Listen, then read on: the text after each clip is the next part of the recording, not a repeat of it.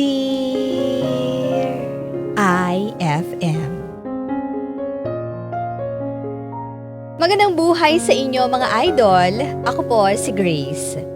Naisip kong ibahagi ang kwento kong ito dahil buwan na naman ng Cancer Awareness Month. Na-inspire kasi ako sa mga nakaraang storyang napakinggan ko dito sa Dear IFM kaya naisip ko na sumulat din sa inyo. Isa akong businesswoman at kami nilang dalawa ng nanay ko. Wala kasi akong kapatid dahil nung pinanganak ako, iniwan na kami ng tatay ko. Hindi naging madali ang buhay naming dalawa ni Mama. Lalo na nung nagkasakit ako. Mabuti na lang nakilala ko si Eric na siya ang tumutulong sa amin. Halos 6 years na rin simula nung sinagot ko siya. At masasabi kong sobrang thankful ako na siya ang naging sandalan ko. Babe, pasensya na. Nalita ko. Sorry. Okay lang. Halos kararating ko lang naman eh. Sanay na rin naman na ako na ganyan ka, no? Ay, grabe siya. Kasi nakakapagod. Sabi ko naman kasi sa'yo, sunduin na kita. Ang lapit lang naman kasi ng park sa inyo. Yun nga malapit lang naman. At saka, ayoko na magtagal ka pang maghihintay sa bahay. Alam mo naman kapag dumating yung mga orders, napakaraming inaasikaso. Sa susunod, hindi na ako papayag na mag-commute ka, ha? Opo, okay. Sorry na. O teka, may dala pala akong adobo dito tsaka kanin. Alam ko, mawawala ang stress mo dito. Talaga? Ready ka sa picnic natin, ha? Siyempre naman, tradition na natin to every Saturday, di ba? Oo nga halos 6 years na nakalipas nung sinagot kita dito, no? Hindi pa rin nag-fade yung mga kilig. Alam mo na, tuwing inaaya mo ako mag-date. Ang bilis, no? Parang kahapon lang. Oo nga Grabe, amoy pa lang. Adobo na, masarap na talaga siya. Siyempre, narapan ko to eh. Favorite mo to eh. Wow, ang sweet naman talaga ng boyfriend ko. Alam mo naman na lahat gagawin ko para sumaya ka, di ba? Ay nako, tama na nga, tama na. Kinikilig na ako, sobra na yan Ay, nga pala babe, may balang ako. Kumusta nga pala yung environment dun sa bago mong work? Okay naman. Medyo nag-a-adjust pa. Pansin ko kasi hindi ka masyadong nagkukwento sa bago mong work Medyo hindi pa ako komportable. Siguro kasi dahil bago pa nga lang ako. Alam mo, masasanay ka rin soon. Basta ako support lang ako palagi sa mga decisions mo, okay? Ikaw ba, babe? Wala ka bang balak na magpa-check up? Bakit? Okay naman ako Hindi ko naman kailangan magpa-check up. Ay naku, gastos lang yan. Hindi na kasi normal yung nangyayari sa'yo eh. Madalas kang may headache. Minsan nilalagnat ka pa. Mamaya, kung ano na yan. Wala lang to. Alam mo, baka over-fatigue nga lang to Ang putla-putla mo na rin. Natutulog ka pa ba? Masyado ka kasing workaholic eh. Grabe naman talaga. Siyempre natutulog ako, no? Kakatrabaho mo, nakakalimutan mo ng alagaan ang sarili mo. Kapag kinasal na tayo at nasa isang bahay na tayo, hindi na pwede sa akin yung ganyan. Ay, ano ka ba? Matagal pa naman yun. Paano kung sabihin ko sa'yo na magpo-propose na ako sa'yo ngayon? Ay, babe, hawag kang nagjo-joke ng ganyan. Seryoso ako. Seryoso ka talaga? Totoo ba? Oo. Teka, sing-sing ba yan? Babe, will you marry me? Ay, wait. Eric, sigurado ka ba talaga dito? Grace, sigurado.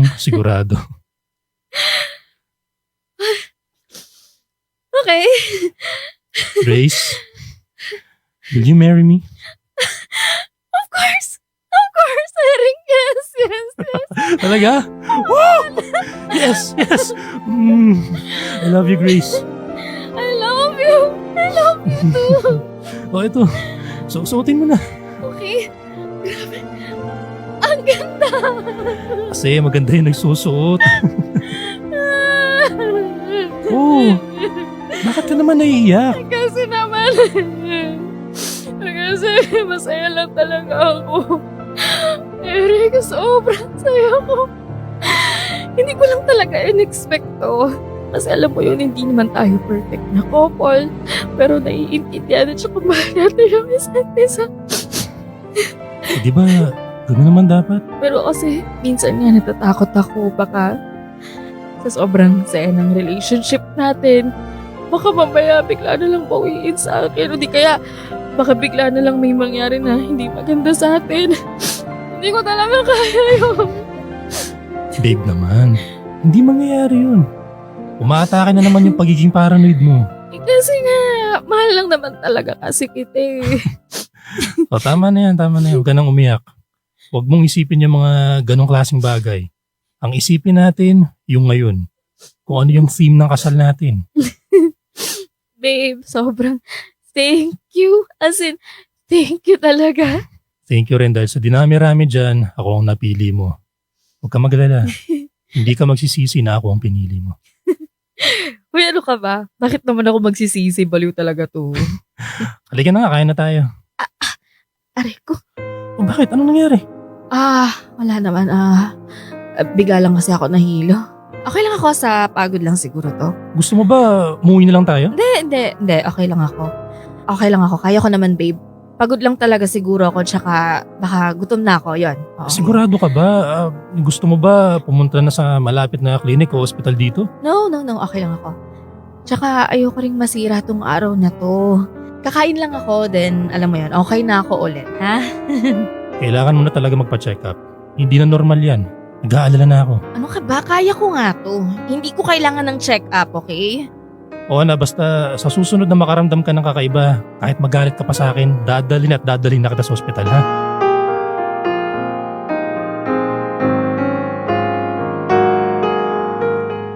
Aaminin ko mga idol, matigas talaga ang ulo ko. Hindi ako nagpapacheck up agad hanggat alam ko na kaya ko. Madalas nag-home remedy ako at kapag umokay na ako, balik na ulit sa trabaho. Ayaw ko kasi na madagdagan pa ang problema at isipin nila Mama at Eric. Pero hindi pala maganda ang ganon. Mas lalo mo lang pinapalala ang sitwasyon at mas lalong hindi nakakatulong.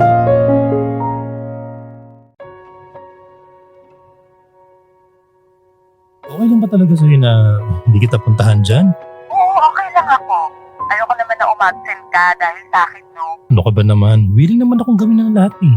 Isang absent lang naman yun, di man maapektuhan yung performance ko. Sa bago-bago, tapos mag-a-absent ka? Eh ano naman? Basta maalagaan lang kita. Oo na, pero hayaan mo na kasi ako. Gagaling naman ako eh. Kaunting pahinga lang talaga to. Sure ka ha? Mamaya na lang pag uwi ko, daanan kita ha. Kahit saglit lang ako. Makapasaway naman talaga. Okay, sige. Mag-iingat ka. Love you. I love you too. Magaling ka ha. Pasok po. Oh, anak, ito ang gatas at tinapay.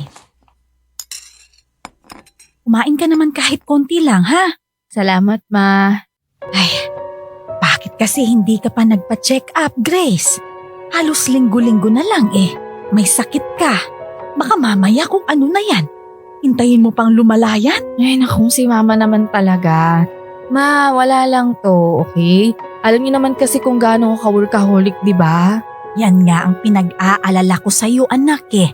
Gusto mo, bukas samahan kitang magpa-check up. Ma, okay lang ako. Pahinga lang po to at saka okay na ulit ako pagkatapos, ha? Anak nag-aalala ako sa'yo. Tingnan mo naman kasi ang itsura mo, napakaputla mo na. Ma, huwag na kayong mag-alala. Promise, okay lang talaga ako. Ay, siya. Mamaya dadalan kita ulit ng pagkain, ha? Okay, ma. Thank you po. Love you. Oh, I love you rin, anak. Magpagaling ka na.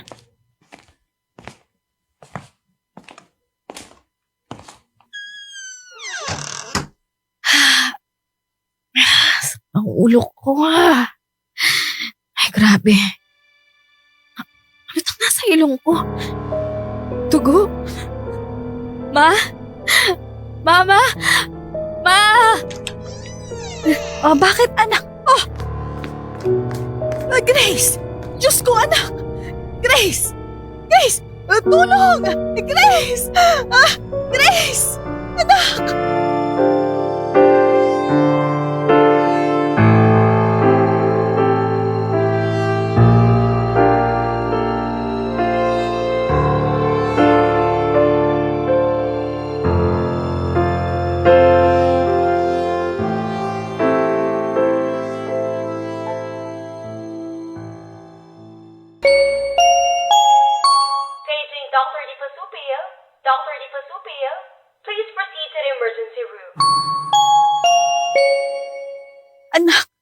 Mabuti naman at nagising ka na. Mm.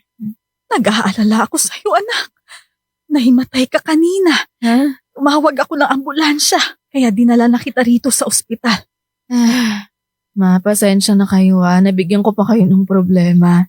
Ano ka ba naman, anak? Kahit kailan, hindi ka naging problema sa akin. Tinawagan ko nga pala si Eric. Papunta na siya rito. Ha? Ma naman, inistorbo niyo pa yung tao eh. Sinabi ko lang naman sa kanyang nangyari sa'yo. Siya naman ang nagsabi na pupunta siya rito. Hindi ko naman siya masisisi kasi nag-aalala rin siya sa'yo, anak. Ma, iyan na ako sa inyo eh. Ang dami na nga nating problema. Anak, Tumagtag pa ako. huwag mo nang isipin yun, ha? Hindi ka problema sa amin. Oh, nandyan na pala si Eric. Gandang gabi po. O magandang gabi rin, oh. Upo ka muna rito. Eric, thank you sa pagpunta. Naistorbo ka pa tuloy. Siyempre pupunta ako. Kailangan niyo ako eh. Lalo na ngayon. Kumusta na pakiramdam mo? Ito, okay naman ako. Nahilo lang ako kanina tsaka nilalamig. Ano nga palang sabi ng doktor? May mga tinas ng mga doktor kanina. Mamaya pa raw malalaman ang result. Ay, sana naman fatigue lang yan, anak. Ma, wala lang to. Ano ba kayo? Ako pa ba? Ikaw talaga, anak. Yan ang gusto ko sa'yo eh. Kahit napakahirap na ng sitwasyon, lumalaban ka pa rin. Siyempre naman, ma. O yun na pala si Doc.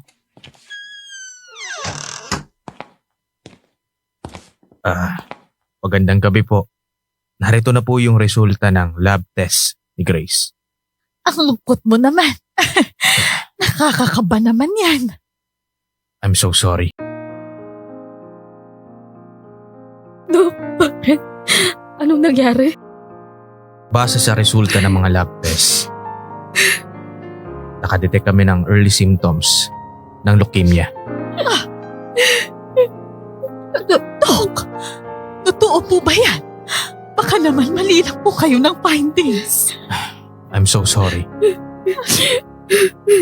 Doc, paano? Ano ang gagawin namin? Bakit ho ganun? Nilalagdat lang naman ho siya eh. Yun na ho agad. Actually, mabilis kumalat ang leukemia. Kaya hanggat kaya pa, agapan na natin. By the way, ito nga pala ang mga gamot na kailangan niyang inumin and she needs to undergo chemotherapy. Dok, may chance pa ba akong gumaling? Hindi ko masasabi pero gagawin namin ang lahat para gumaling ka. Alis muna ako.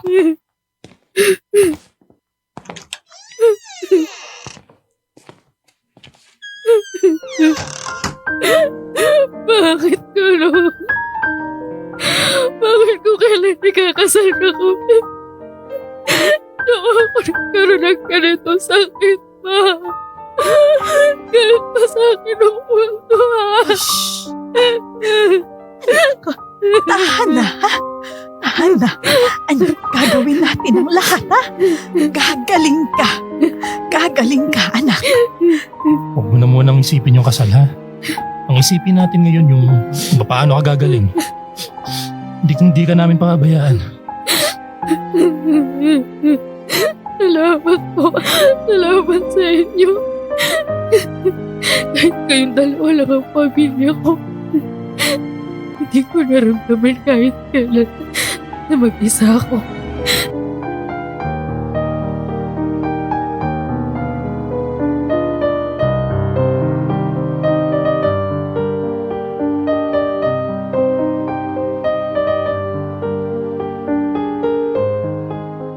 Gumuho ang mundo ko nang malaman ko na may cancer ako. Pero nung mga panahon na yon, wala akong inisip kung hindi sina Mama at si Eric. Tinatanong ko ang sarili ko, paano sila? Lalo na ang mama ko kung sakali na mawala ako. Buwan na rin na nakalipas simula nung nag-start ako mag-chemotherapy. Torture sa akin na halos araw-araw ay nangangamba ko na baka hindi ko kayanin at maiwan ko sila. Kaya ginagawa ko rin lahat na makakaya ko para lumaban sa sakit na to. Sila ang ginawa kong inspirasyon at lakas ko.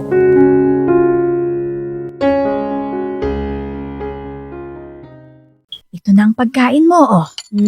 Salamat, Ma. Huwag kang masyadong maggagalaw, ha? Alam kong nanghihina ka pa dahil sa chemo mo. Ma? Ma, thank you. Oh, atahan na, anak. Huwag ka nang umiyak, ha? Mahal na mahal kita, anak.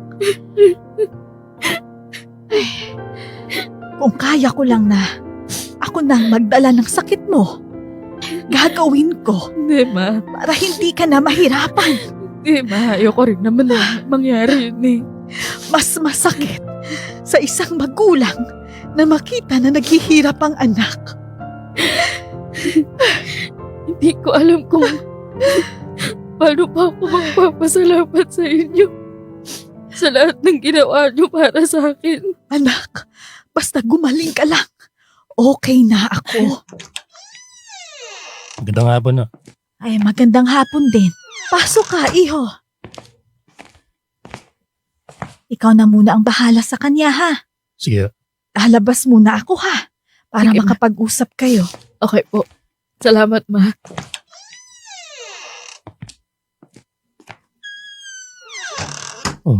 musta ka na? Lagay ko lang yung mga rosas dito sa may lamesa ha. Ang ganda ng mga rosas na binibigay mo sa akin. Kasing ganda ng babae na binibigyan ko. Sus, napaka-bolero. Alam ko namang hindi totoo yan. Tingnan mo nga ako. Bilang na lang yung buhok na nakikita mo sa ulo ko. Para sa akin, wala namang nagbago eh. Ikaw pa rin yung babae na pinili at minahal ko. Sakit lang yan. Ikaw si Grace. Alam kong lalaban ka. Alam mo, yung mga rosas na bigay mo, yun na lang yung ginagawa kong hope. Sabi ko sa sarili ko na kapag nalanta na yung mga bulaklak na binibigay mo, tsaka lang ako susuko. Kaya nga palagi kitang binibigyan ng rosas para hindi maglaho yung pag-asa mo na gagaling ka. Eric, thank you ha. Thank you. Saan? Sa lahat. Sa lahat. Hindi ko alam kung makakabawi pa ba ako sa'yo sa mga ginagawa mo sa akin. Ewan ko. Huwag ka magsalita ng ganyan ha. Gagaling ka. May kailangan nga pala akong sabihin sa'yo. Ano yun? Kailangan kasi sa trabaho namin na lumipat ng ibang lugar. Ha? Anong ibig mong sabihin? Iiwan mo na ako? Hindi naman kita iiwan. Dadalo-dalo naman ako dito. Kailangan lang kasi talaga namin na lumipat sa ibang lugar. Eric naman. Ano ba yan? Kung kailan naman may sakit ako? Grace, sorry. Alam ko maiintindihan mo ko. Magpapadala ako palagi ng rosas. Palagi kitang tatawagan. Kailangan ko kasi itong gawin para sa atin. Bakit? Ayaw mo naman sa akin kasi may sakit ako? Grace, hindi ganoon. Ano? Lilipat lang kami ng location for the meantime pero gagawa ako ng paraan para madalo ka. Okay. Sige. Since mukhang nakapag-desisyon ka na para sa sarili mo, ikaw nang bahala.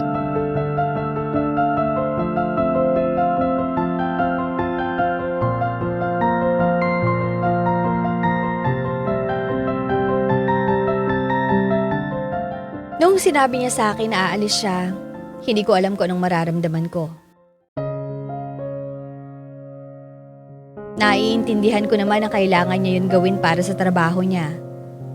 Pero parang pakiramdam ko, hindi niya inisip yung nararamdaman ko nung nagdesisyon siya na aalis siya. Parang na-invalidate ako at yung sakit ko. Iniisip ko na lang na importante talaga at sandali lang naman siya magstay doon. Nangako naman din siya na tatawag-tawagan niya ako at araw-araw siyang magpapadala ng mga rosas. Kahit sa ganung paraan, kahit papaano, nararamdaman ko na kasama ko siya.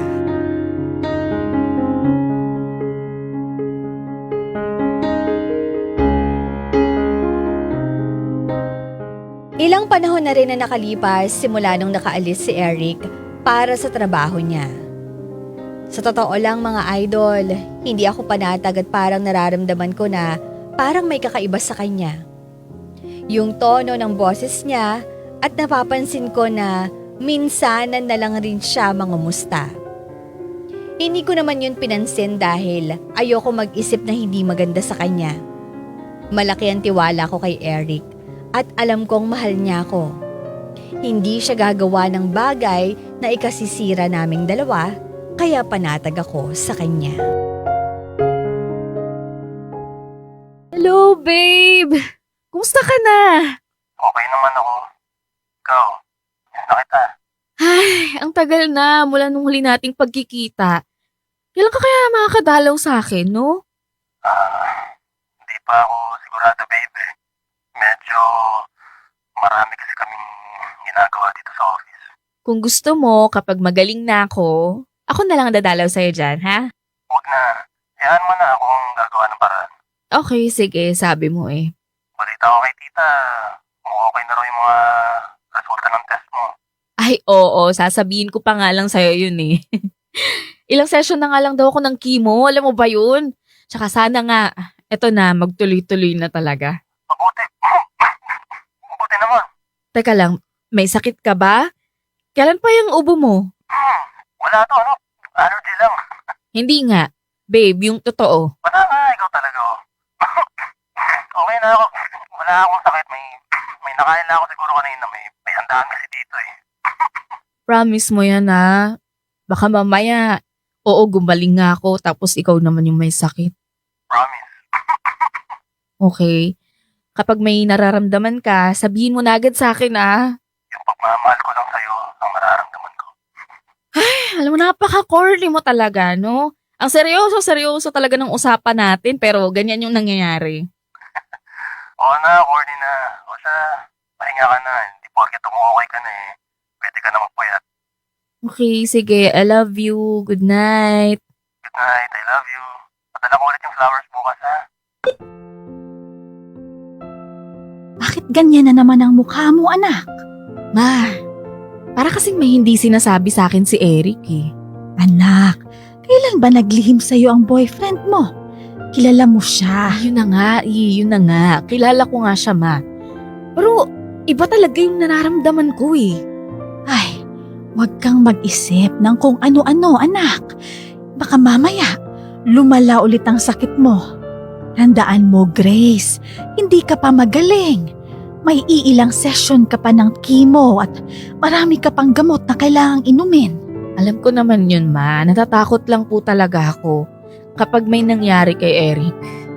Hindi ko na talaga alam ang mangyayari sa akin.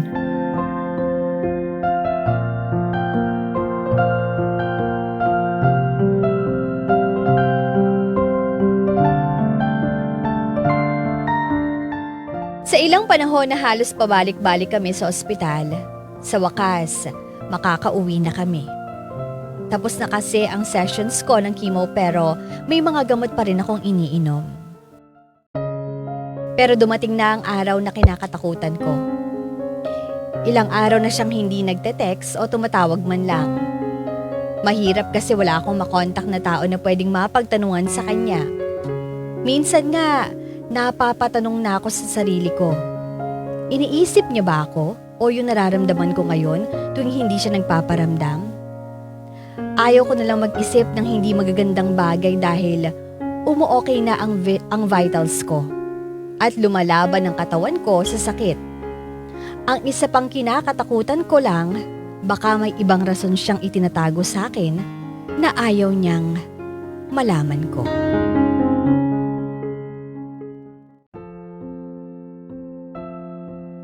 Ilang araw ka nang malungkot, anak. Ano ba ang nangyayari sa'yo? Napapansin ko po kasi na madalas nang hindi nagte-text or tumatawag sa akin si Eric eh. Hindi na rin siya madalas magpa-deliver ng flowers. Oh, baka busy lang yun. Ma, kilala ko yun eh. Kahit napaka-busy ng taong yun, gagawin niya ang lahat para makagawa ng paraan para kausapin ako. Ay, At saka ang hirap pa nito, wala akong makontak. Wala naman kasi siyang pamilya na eh. Sa mga ka-office mates naman niya, wala naman akong kilala. Ay nako, wala akong naiisip na ibang dahilan ni Eric para hindi siya mag-text o tumawag sa'yo. Kapag na lang nag-text ulit kausapin mo siya. Ma, hindi kasi nagsasabi ng totoo yun eh. Tuwing kausap ko siya, parang lagi siyang nagmamadali. Anak, ayaw ko na nasistress ka ng ganyan, ha? Hindi naman sa wala akong pakialam sa kanya dahil parang anak ko na rin siya. Pero hindi ko gusto ang epekto niya sa'yo. Okay, sorry ma, sorry.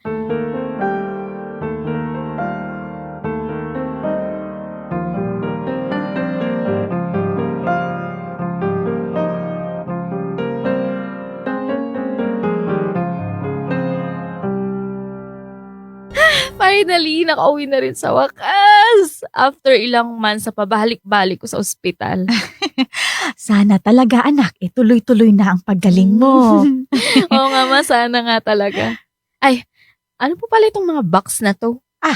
Diyan ko nilagay lahat ng rosas na binibigay ni Eric sa'yo. Mabuti naman po na itago nyo pa. Hindi ba nabubulok yan? Yung iba nga nabulok pero tinago ko pa rin. Yung iba hindi na.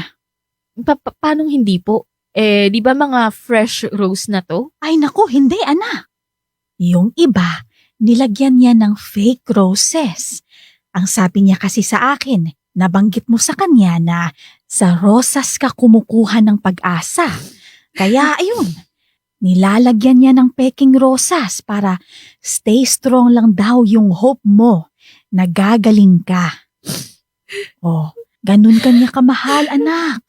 Kaya ipanatag mo lang ang loob mo ha. Hindi siya gagawa ng kahit anong bagay na ikakasakit mo. Ayaw ko. Hindi ko alam yung sasabihin ko eh. Sobrang natouch ako sa lahat ng ginagawa niya para sa akin. Malaki din ang pasasalamat ko sa kanya, anak. Ayokong matulad ka sa akin. Mama naman eh. Anak, payakap nga ako. Thank you ma, thank you. I love you po. Oh, I love you din. Oh, anak, may tumatawag sa'yo. Baka si Eric na yan. Sagutin mo na. Sige po, sige, masasagutin ko lang Ay, mabuti naman tumawag ka na. Nag-aalala na ako sa'yo. Pasensya na, babe. Ngayon lang ako nakatawag. Teka, kumusta ka na ba? Ano bang nangyayari sa'yo? Okay lang ako. Sa tono ng pananalita mo, halatang hindi ka okay Eric, kilala kita. Okay lang ako. Lalo na, magkikita na tayo ulit. Ha? Talaga? Oo, excited na ako makita ka. Kailan? Ano? Saan? Bukas sana, sandali lang naman. Kung papayagan ka ni tita, sa may park ulit na malapit sa inyo tayo magkita. Nako baka mamaya may surprise ka na naman. Uy, teka lang, kailan ka pala nakauwi? Basta bukas, kukwento ko lahat sa'yo. Huwag ka masyadong excited ha? Hindi ka pa ganun ka okay. Parang mahirap naman ata yun. O sige, see you bukas I love you. I love you too, Grace.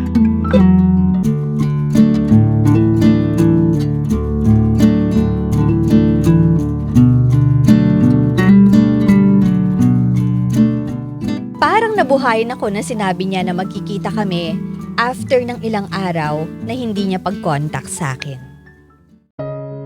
Sabi ko, may magandang kapalit naman pala yung mga araw na pakiramdam ko, nagdudusa ko dahil hindi ko siya nakasama o nakausap. Nagulat din ako dahil bigla-bigla siya nakipagkita sa akin kaya medyo nakaramdam ako ng kaba na baka may mangyaring hindi maganda. Kung sakali mang meron, alam ko naman na kakayanin naming dalawa ni Eric.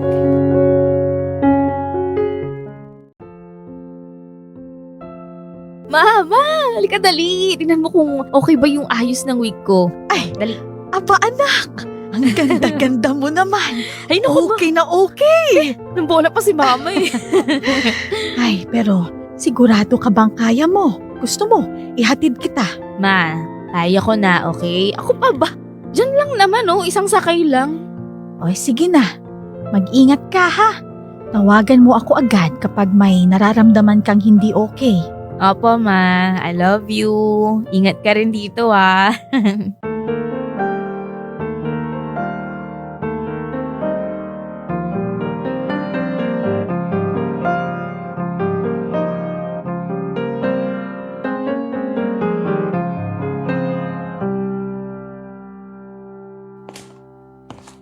Eric? Kumusta ka na? Teka nga lang, anong nangyari sa'yo? Bakit sobrang payat mo na, tsaka ang putla-putla mo? Ito yung dahilan kung bakit gusto ko makipagkita. Alam ko naman kasi anytime malalaman mo rin to eh. Teka sandali ano bang nangyayari? Hindi ko talaga naiintindihan. Grace, I'm so sorry. Sorry, saan? Nagsinungaling ako sa'yo. Hindi totoo yung lumipat kami ng location. That time, wala na akong trabaho. Eric, ano bang pinagsasasabi mo? Hindi kita naiintindihan. Diretsuhin mo nga ako. Eto. Sorry. Hindi ko sinabi agad sa'yo. Anong ibig sabihin yan? Bakit? Anong nangyari sa buhok mo? Anong nangyari sa'yo? Grace, sa totoo lang, bago ka pa magkasakit, alam ko na may symptoms na ako. Sasabihin ko naman sana agad kaso natakot ako eh. Yung mga panahon na hindi ako nag-text at nag-chat, yun yung mga panahon na nasa ospital ako. Bakit hindi mo sinabi? Ayoko mag-alala ka eh. Gusto ko gumaling ka. Eric naman ang daya mo. Kaya kita inaya dito kasi dito mo ako sinagot.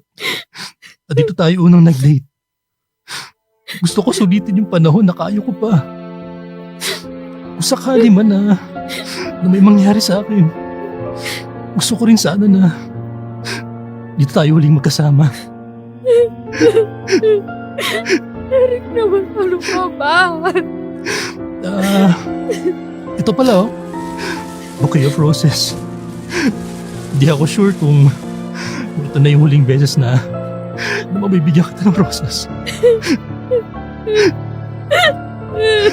Grace, hindi ko alam kung hanggang kailan ako kumakalat na kasi sa buong katawan ko eh. Basta lagi mong isipin na mahal kita. Bakit pa napakataya ng mundo sa akin?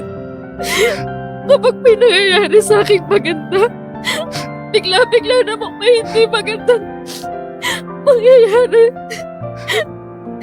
Parang pinabawi sa akin lahat. Bakit? Wala ba akong karapatang sumaya? Grace, ang buhay natin, alam mo, madalas hindi pata sa lahat ng bagay. Basta ako, maikling buhay man ang binigay niya sa akin. Masaya ako na nakilala kita. Kontento na ako dun.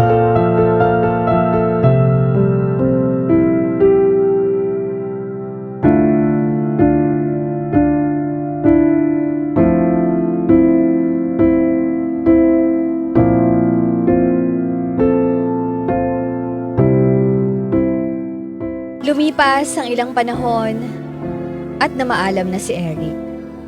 Sabi ko mas okay na rin na makapagpahinga na siya kaysa naman nahihirapan siya. Nakita ko kung gaano siya kalakas na tao. Tuwing naaalala ko yung mga ngiti at tawa niya, kahit na may sakit siya, napapasabi ako sa sarili ko na ang swerte ko dahil napunta ako sa ganong klase ng tao. Sa hirap man o ginhawa, alam mong panatag ka sa kanya dahil sandalan namin ang isa't isa. Sa ngayon, kahit wala na siya, nararamdaman kong hindi niya ako tuluyang iniwan. Alam kong binabantayan niya ang journey ko sa buhay para tuluyan kong malagpasan ang sakit kong ito. Tuloy-tuloy pa rin ang gamutan ko at sa awa ng Diyos ay wala ng signs na maaaring bumalik pa ang cancer ko. At yon ang pinagdarasal ko araw-araw. Hanggang dito na lang at maraming salamat Dear IFM sa pagbasa ng aking kwento. Lubos na nagmamahal, Grace.